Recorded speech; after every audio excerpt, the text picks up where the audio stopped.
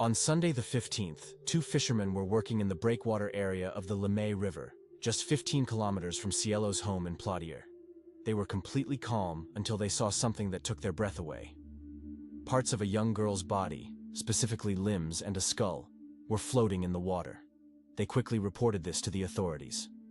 Upon arrival, the first thing the officers noticed was the excessive brutality inflicted on the body. It was evident that the person responsible knew how to handle knives. Detectives continued to scour the area, trying to find any clues that could help identify the victim. Nearby in the same river, a completely torn fabric bag, leggings, and underwear were found.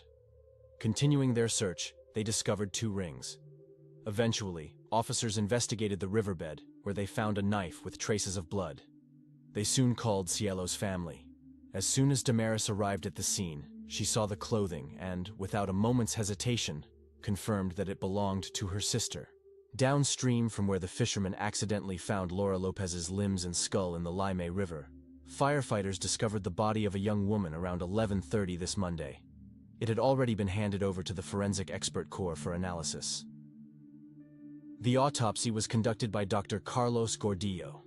He determined that the cause of death was a severe head injury, resulting in internal bleeding in the brain. This was caused by a blow to the back of the head, causing her to lose consciousness. Cielo was in agony for 2 to 4 hours. If she had received medical attention, she could have survived. In addition, bruises on her arms were found, indicating that she had been beaten and had struggled in an attempt to escape her assailant. The forensic expert confirmed the fears of Cielo's sisters.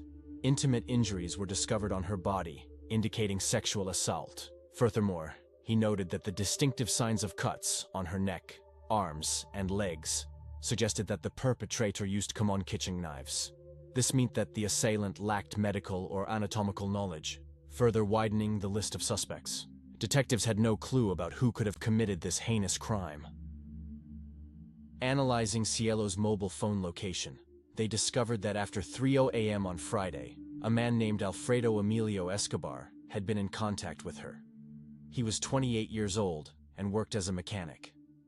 Many years ago, he attended the same high school as Cielo and enjoyed hunting and fishing, making his ability to handle a knife plausible.